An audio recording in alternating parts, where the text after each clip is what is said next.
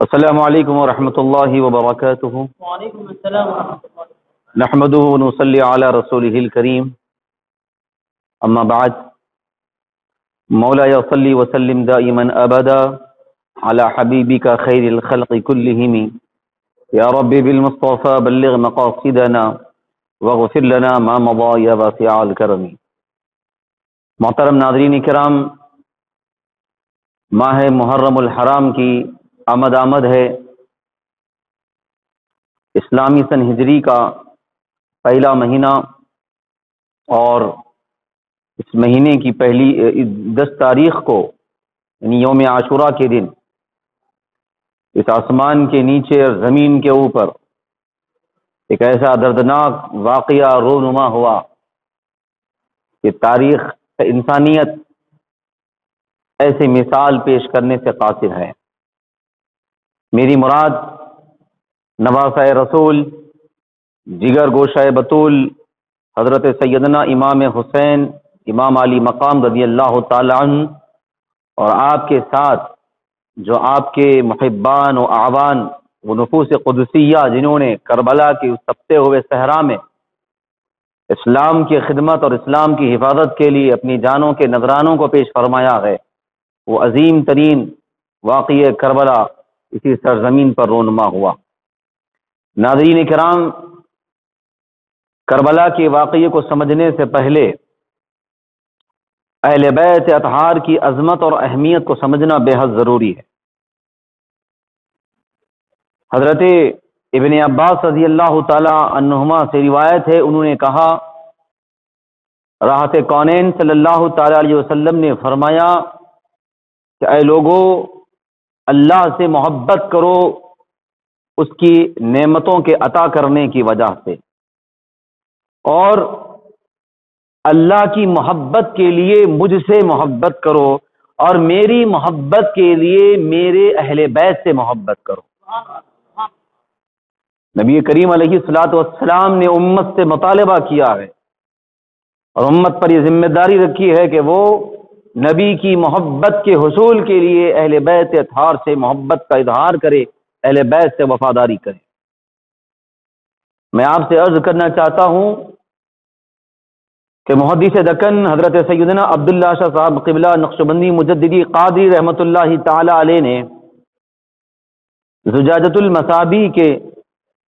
جلد نمبر 5 میں مناقب اہل بیت اطہار کی ضمن میں اس روایت کو نقل فرمایا ہے، جس کے راوی مشہور و معروف صحابی حضرت ابو ذر رضی اللہ تعالی عنہ ہے۔ یہ فرماتے ہیں، میں نے نبی کریم علیہ الصلوۃ والسلام کو دیکھا، انہوں نے جبکہ وہ کعبۃ اللہ کے دروازے کے تھامے ہوئے تھے۔ ابو ذر کہتے ہیں کہ میں رضی اللہ تعالی میں خانہ کعبہ کے دروازے کو تھاما ہوا تھا، اس وقت میں نے نبی کریم علیہ الصلوۃ والسلام کو فرماتے ہوئے سنا کہ حضور ارشاد فرما رہے ہیں، سنو، تم میں میرے اہل بیت کی مثال نوح علیہ السلام کی کشتی کی طرح ہے، جو اس میں سوار ہو گیا وہ نجات پا گیا، اور جو اس سے پیچھے رہ گیا وہ ہلاک ہو گیا۔ عزیزان محترم، اہل بیت اطہار کی محبت نجات کی ضمانت ہے، اہل بیت اطہار کی غلامی کامیابی کی ضمانت ہے، اہل بیت اطہار سے وفاداری جنت میں داخلے کا ذریعہ ہے، اہل بیت اطہار سے محبت رسول کریم علیہ الصلوۃ والسلام کی رضا کا ذریعہ ہے۔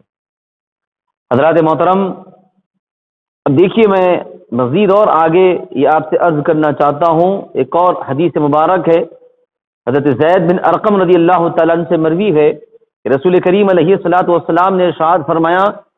میں تم میں ایسی چیز چھوڑ رہا ہوں جس کو تھام لو تو میرے بعد تم ہرگز گمراہ نہیں ہوگے۔ ان دونوں میں سے ایک دوسرے سے عظیم تر ہے۔ ایک کتاب اللہ ہے جو آسمان سے زمین تک دراز رسی ہے، اور دوسری میری اطرت ہے جو میرے اہل بیت ہیں۔ یہ دونوں ہرگز جدا نہیں ہوں گے یہاں تک کہ وہ دونوں اکٹھے حوض کوثر پر آئیں گے۔ اب تم دیکھو ان دونوں کے ساتھ تم میرے بعد کس طرح عمل کرتے ہو۔ عزیزان ملت اسلامیہ، نبی کریم صلی اللہ تعالی علیہ وسلم نے مختلف مقامات پر اہل بیت اطہار کی عظمت اور اہمیت کو بیان فرمایا، اور بطور خاص اہل بیت اطہار کی عظمت اور اہمیت اور فضائل کے بعد میں عرض کرنا چاہتا ہوں کہ جس شخصیت کا میں ذکر خیر کرنے کی سعادت حاصل کر رہا ہوں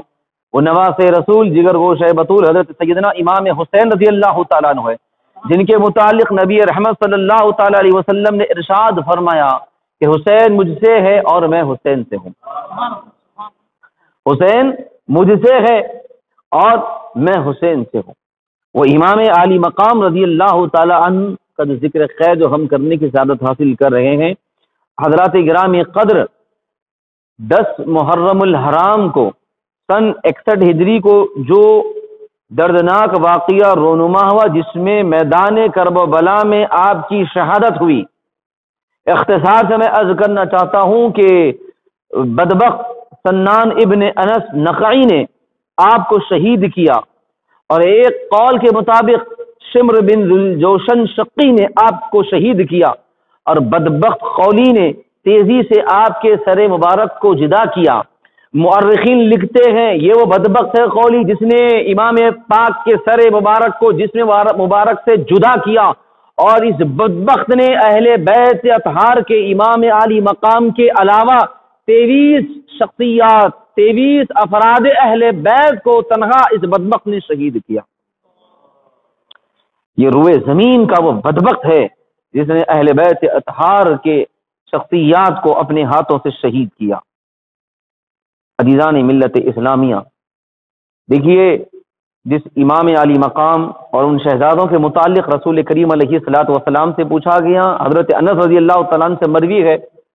کہ جب حضور صلی اللہ علیہ وسلم سے یہ پوچھا گیا یا رسول اللہ آپ کو آپ کے اہل بیت میں کون عزیز ہے،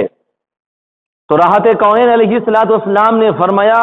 میرے اہل بیت میں مجھے سب سے زیادہ حسن و حسین عزیز ہے، سب سے زیادہ حسن و حسین عزیز ہے۔ اور کتنے عزیز ہیں؟ حضور علیہ الصلوۃ والسلام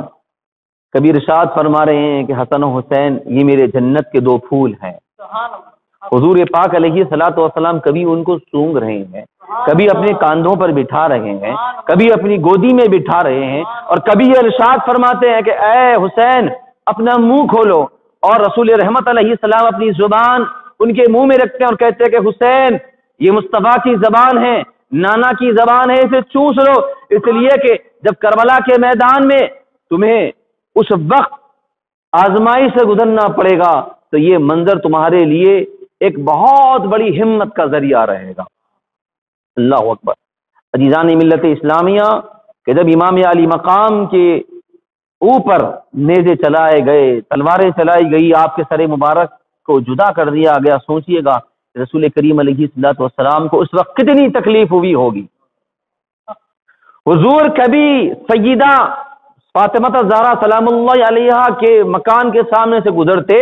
شہزادوں کے اگر رونے کی آواز آتی تو حضور یہ ارشاد فرماتے کہ اے بیٹی فاطمہ کیا تمہیں نہیں معلوم کہ شہزادوں کا رونا مجھے تکلیف میں ڈال دیتا ہے؟ شہزادوں کے رونے کی آواز سے حضور جب بے چین ہوتے ہیں تو کربلا کے میدان میں امام علی مقام کے جسم پر جو تلواریں چلائی گئی، سر مبارک کو جدا کیا گیا، آپ کے جسم اطہر کو جو ہے لہو لہان کیا گیا، اور آپ کربلا کے اس ریگزار میں آپ کے جسم مبارک پر گھوڑوں کو دوڑایا گیا، جسم مبارک سے لباس مبارک نکالا گیا، یہ ساری آپ کے تقدس کو پامال کیا گیا، تو سوچو کہ سیدہ کو کتنی تکلیف ہوئی ہوگی اور مولا کائنات کتنے بے چین ہوئے ہوں گے۔ بدبخت ہے وہ لوگ جن لوگوں نے اہل بیت اطہار کے ساتھ یہ سلوک کیا، اور مجھے یہ کہنے میں کوئی جھجک نہیں ہے اگر آج کی تاریخ میں ان لوگوں کے متعلق جنہوں نے کربلا کی زمین پر اہل بیت اطہار پر ظلم کیا تھا، یعنی یزیدی لشکریوں کی اگر کوئی تائید کرتا ہے، یا کوئی اگر آج کی تاریخ میں یزید کو امیر المومنین کہتا ہے تو کوئی رحمت اللہ تعالی علیہ کہتا ہے، تو موجودہ زمانے میں اس سے بڑا بدبخت کوئی نہیں ہے، اس سے بڑا بدنصیب کوئی نہیں ہے کہ جس نے اہل بیت اطہار کو تکلیفوں میں مبتلا کیا اور شہید کیا، اور اس سے متعلق یہ کہا جاتا ہے کہ وہ امیر المومنین ہے، وہ رحمت اللہ تعالی علیہ۔ افسوس کا مقام ہے عزیزان ملت اسلامیہ، دیکھیے میں اپنی بات کو ختم کر رہا ہوں کہ ماہ محرم الحرام کی نسبت سے تعلق کو مضبوط کرنے کی ضرورت ہے۔ سلطان الہند عطائے رسول حضرت خواجہ غریب نواز رحمۃ اللہ تعالی علیہ نے امام علی مقام کی بارگاہ میں کیا نذرانہ پیش فرمایا کہ جذبات دیکھو غریب نواز کے، ہند کے راجا کو دیکھو، عطائے رسول کا انداز دیکھو۔ فرماتے ہیں حضور غریب نواز، شاہ است حسین، بادشاہ است حسین، دین است حسین، دی پناہ است حسین، سرداد ادا دست در دست یزید، حقا کے بنا لا الہ است حسین۔ لا الہ کی بنیاد حسین ہے، امام علی مقام ہے۔ آخر میں اس گفتگو پر اپنی بات کو ختم کرتا ہوں اس شعر پر کہ انسان کو بیدار تو ہو لینے دو، ہر قوم پکارے گی ہمارے ہیں حسین۔ اللہ تبارک و تعالی ہم تمام کو حضرت سیدنا امام علی مقام امام حسین رضی اللہ تعالی عنہ کے نقش قدم پر چلنے کی توفیق عطا فرمائے، اور آپ جیسی جرت و بے باکی اور جو آپ نے کربلا کے میدان میں جو پیش فرمائی ہے، اس جرت و بے باکی خیرات ہم سب کو نصیب فرمائے، اور آپ کے نقش قدم پر چلنے کی توفیق عطا فرمائے۔ اہل بیت اطہار و پنجتن پاک صحابہ کرام کی سچی اور کامل محبت نصیب فرمائے، اور اسی محبت میں ہم سب کا خاتمہ فرمائے۔ وآخر دعوانا الحمد للہ رب العالمین۔